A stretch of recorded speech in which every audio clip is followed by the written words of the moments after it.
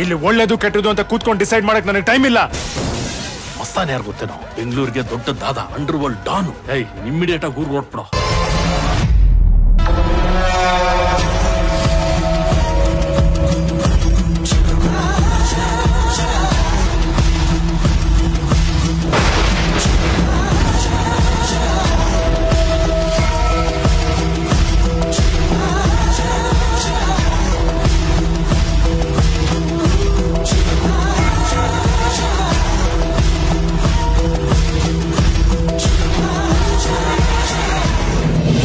ಇಷ್ಟೆಲ್ಲ ಆಯ್ತು ಕಣೋ.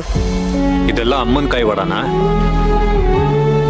ಹೌದು ಕಣೋ, ಆಗಿದ್ದ ಅನಾಹುತಕ್ಕೆಲ್ಲ ನಿಮ್ಮಮ್ಮನೇ ಕಾರಣ. ನಿನಗೆ ಮಗು ಆಗಲ್ಲ, ನಿನಗೆ ಗರ್ಭಕೋಶ ಇಲ್ಲ, ನನ್ನ ಮಗುಂಗೆ ಇನ್ನೊಂದು ಮದುವೆ ಮಾಡಿಸು ಅಂತ ಸೇವಂತಿ ಹತ್ರ ಹೋಗಿ ಕೇಳ್ಕೊಂಡಿದ್ದಾಳೆ ಇವಳು. ಸಾಲ್ದಿದ್ದಕ್ಕೆ ಮದುವೆ ಮಾಡಿಸ್ಲೇಬೇಕು ಅಂತ ಸೇವಂತಿ ಕೈಲಿ ಆಣೆ ಮಾಡಿಸ್ಕೊಂಡಿದ್ದಾಳೆ.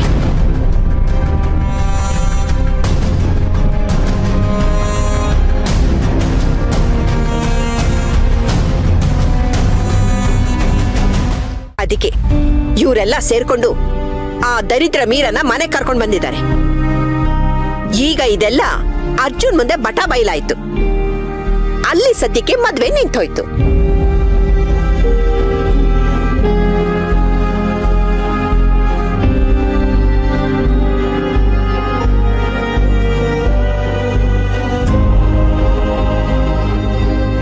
ನಿಮ್ಗೆ ಹೇಗಿದನ್ನೆಲ್ಲ ಮಾಡೋದಕ್ಕೆ ಮನ್ಸು ಬಂತು? ಅದಕ್ಕೆ ನಿಮ್ಮನ್ನ ತಾಯಿ ತರ ನೋಡ್ತಿದ್ರು. ಅವ್ರಿಗಿಂತ ಮೋಸ ಮಾಡ್ಬೋದಾ? ಭಾವ ಪ್ಲೀಸ್, ಅತ್ತೆಗೇನು ಅನ್ಬೇಡಿ. ನೀವು ಸುಮ್ನಿರಿ. ಅದಕ್ಕೆ ಇಷ್ಟಕ್ಕೆಲ್ಲ ನೀವು ಕಾರಣ. ಅರ್ಜುನ್ ಈ ಮದ್ವೆಗೆ ಒಪ್ಲಿಲ್ಲ ಅಂತ ಅವನ್ ಮೇಲೆ ಎಂತೆಂತ ಆಪಾದ ಹೊರಿಸಿದ್ರಿ. ಪಾಪ, ಜೀವನದಲ್ಲಿ ಯಾವ ಹುಡ್ಗಿನೂ ಕಣ್ಣೆತ್ತಿ ನೋಡ್ದವನಲ್ಲ ಅವನು. ಅವನ ಮೇಲೆ ಕಳ್ ಸಂಬಂಧದ ಆರೋಪ ಹೊರಿಸಿದ್ರಿ. ಇಷ್ಟೆಲ್ಲ ಆದ್ಮೇಲೆ ಅವನಿಗೆ ಟ್ರಿಗರ್ ಆಗದೆ ಇರುತ್ತಾ? ಅದಕ್ಕೆ ಮದುವೆ ಆಗ್ಬೇಡ ಅಂತ ಎಷ್ಟು ಹೇಳಿದ್ರು ಮದುವೆ ಆಗೇ ಆಗ್ತೀನಿ ಅಂತ ಹಠಕ್ ಬಿದ್ದ ಅವನು.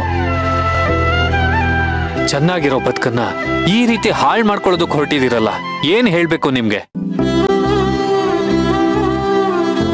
ಕರ್ಣ, ದಯವಿಟ್ಟು ನನ್ನ ಕ್ಷಮಿಸ್ಬಿಡು. ನಿಮ್ಗನ್ಸತ್ತಾ ಈ ವಿಚಾರ ಕ್ಷಮಿಸೋ ಅಂತದ್ದು ಅಂತ? ಅದಕ್ಕೆ ನಿಮ್ಗೆ ಎಷ್ಟು ಒಳ್ಳೇದ್ ಮಾಡಿದ್ರು ಕೊನೆಗೂ ನೀವು ಅವ್ರ ಮೇಲೆ ವಿಷಾನೇ ಕಾರ್ಬಿಟ್ರಿ.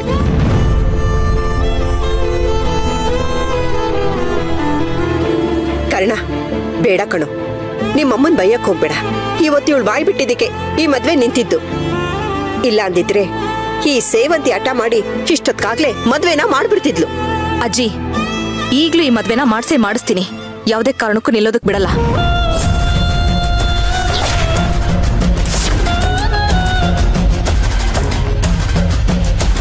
ನೋಡ್ದೇನೋ ಅವಳು ಮಂಡವಾದನ?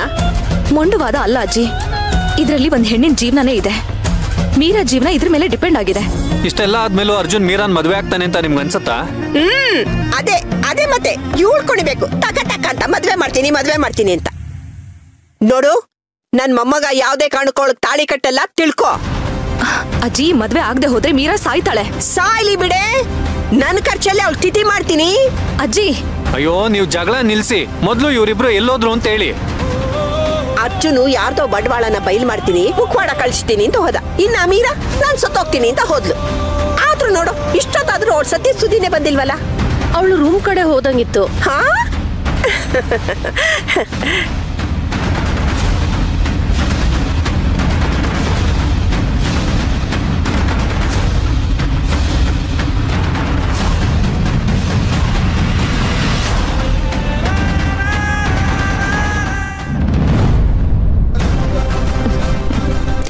ಚೆನ್ನಾಗಿದೆ ಅಲ್ವಾ? ಅದೇನೋ ಹೇಳ್ತಾ ಇದ್ರಿ, ಈ ಸಾಕ್ಷಿನೆಲ್ಲ ಪೊಲೀಸ್ನವ್ರ ಕೈಲಿ ಕೊಟ್ರೆ ನನಗೆ ಜೀವಾವಧಿ ಶಿಕ್ಷೆ ಆಗ್ಬೋದು ಅಂತ. ಈ ಸಾಕ್ಷಿನ ನಾನು ಹೋಗಿ ಪೊಲೀಸ್ ಸ್ಟೇಷನ್ ಅಲ್ಲಿ ಕೊಟ್ರೆ ಏನ್ ಶಿಕ್ಷೆ ಆಗ್ಬೋದು? ಈಗ ನಾನು ಈ ವಿಡಿಯೋ ತೋರಿಸಿದ್ರೆ ಜೀವಾವಧಿ ಶಿಕ್ಷೆ ಆಗತ್ತಾ ಅಥವಾ ಮರಣ ದಂಡನೆ ಆಗತ್ತಾ? ನೀವೇ ಹೇಳಿ Arjun sir.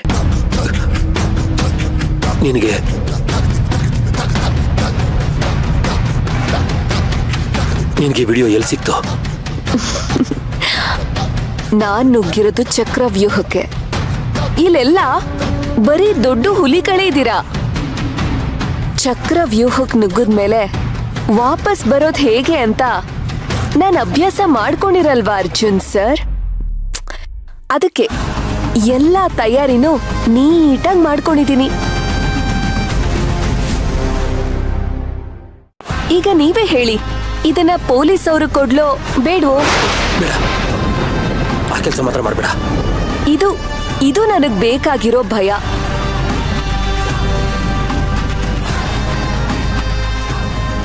Don't worry sir, ಇದನ್ನ ನಾನು ಪೊಲೀಸ್ ಅವರು ಕೊಡಲ್ಲ.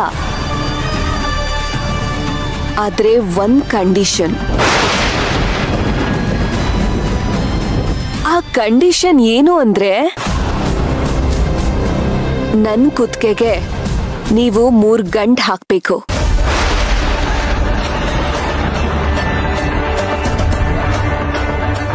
ಒಂದ್ ವೇಳೆ ನೀವು ನನ್ ಕುತ್ತಿಗೆಗೆ ತಾಳಿ ಕಟ್ಟಿದ್ರೆ ಈ ವಿಡಿಯೋ ನನ್ನ ಹತ್ರನೇ ಇರುತ್ತೆ. ಇಲ್ದೆ ಹೋದ್ರೆ ಇದು ಎಲ್ಲ ಕಡೆನೂ ಲೀಕ್ ಆಗತ್ತೆ.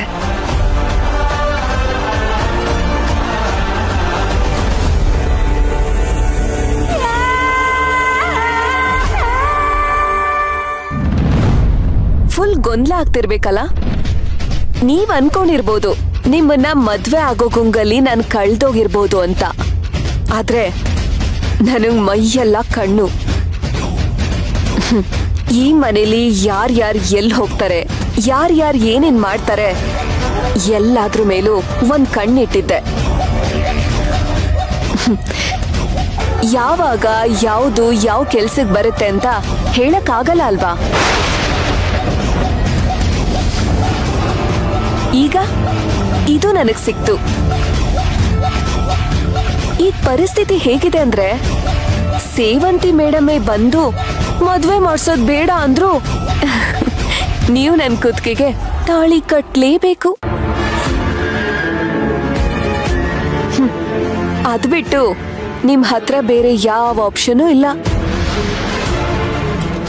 ನೋಡಿ ಸರ್, ಮುಹೂರ್ತ ಹತ್ರ ಬಂದಿದೆ. ಜಾಸ್ತಿ ಯೋಚನೆ ಮಾಡಕ್ ಟೈಮ್ ಇಲ್ಲ.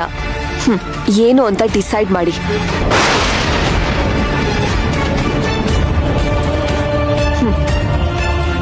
ನನ್ ಕುತ್ತಿಗೆ ತಾಳಿನಾ ಅಥವಾ ಜೈಲಾ? ನೀವೇ ಯೋಚನೆ ಮಾಡಿ ಒಂದ್ ನಿರ್ಧಾರಕ್ಕೆ ಬನ್ನಿ.